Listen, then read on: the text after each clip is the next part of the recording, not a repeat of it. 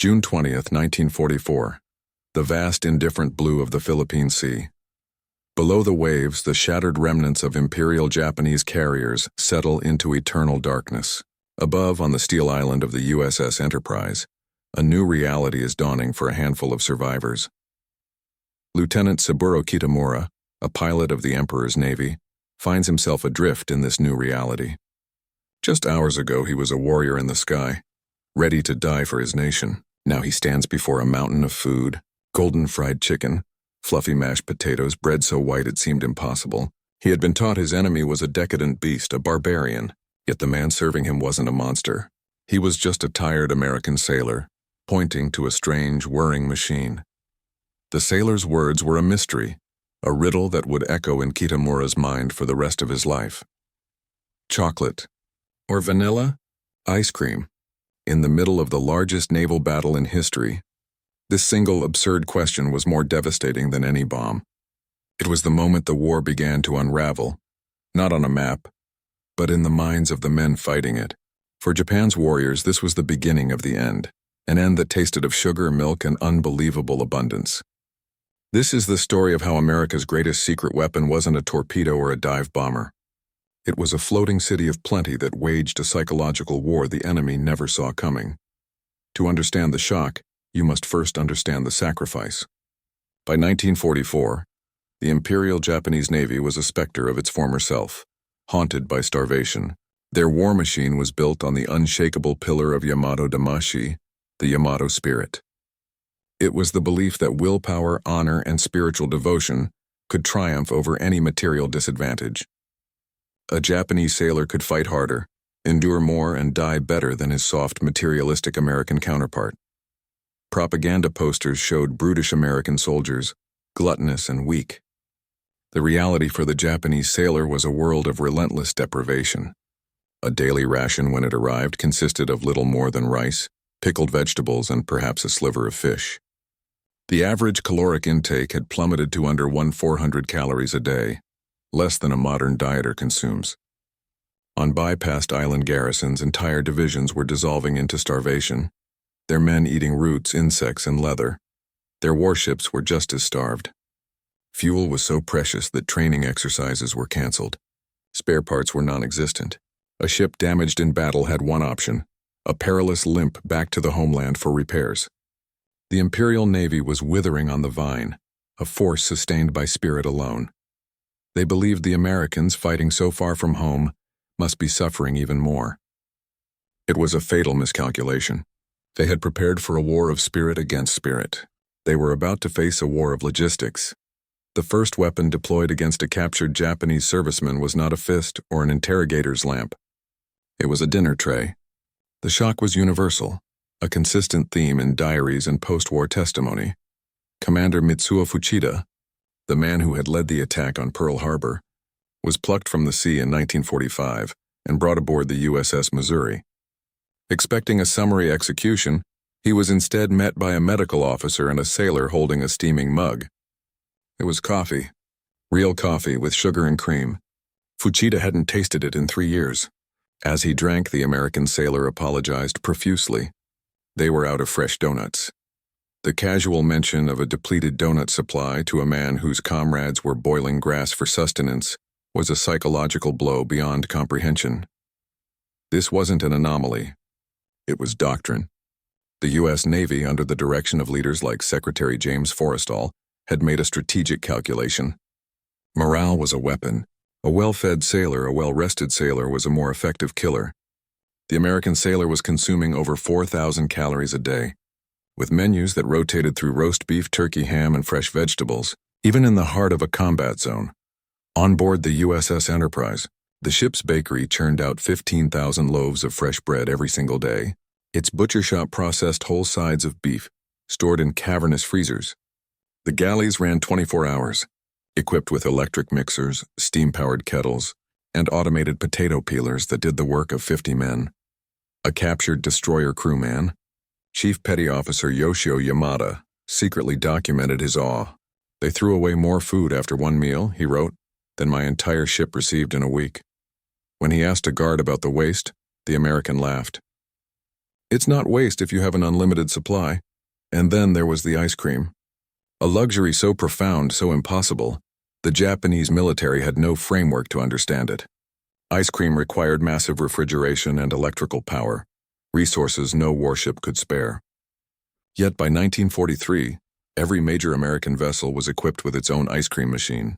The USS Lexington could produce 500 gallons a day.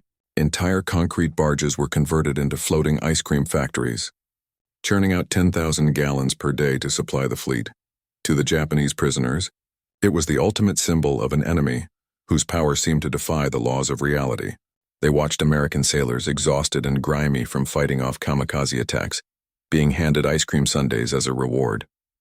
Their nation was fighting for its divine existence. The Americans were fighting with dessert. The assault on the Yamato spirit continued beyond the mess hall. It was in the very air the prisoners breathed. American carriers were, in essence, floating cities, masterpieces of engineering designed to sustain human life in the harshest conditions. At the heart of it all was a miracle: fresh water. On a Japanese vessel, fresh water was more precious than gold. Bathing was a rare luxury.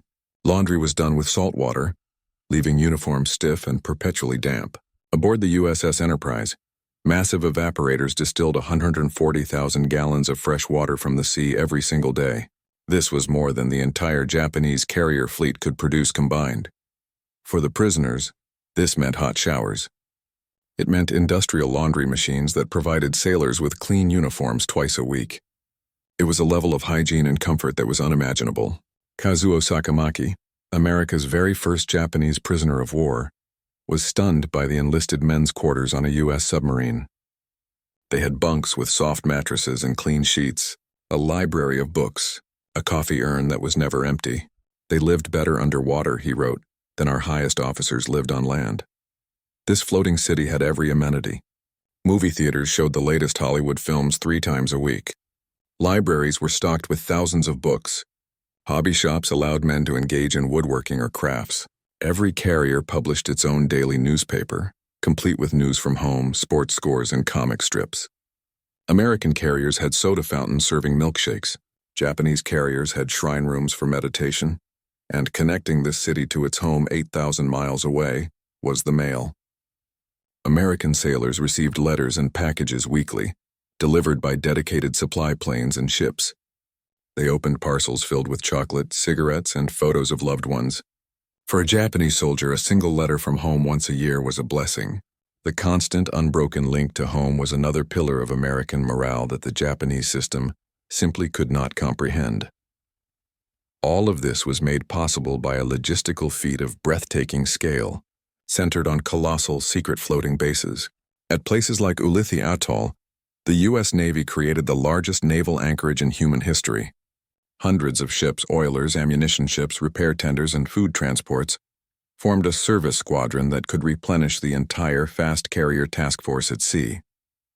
In a matter of hours, a carrier could take on millions of gallons of fuel, thousands of tons of bombs, and enough fresh lettuce and steak for another month of fighting.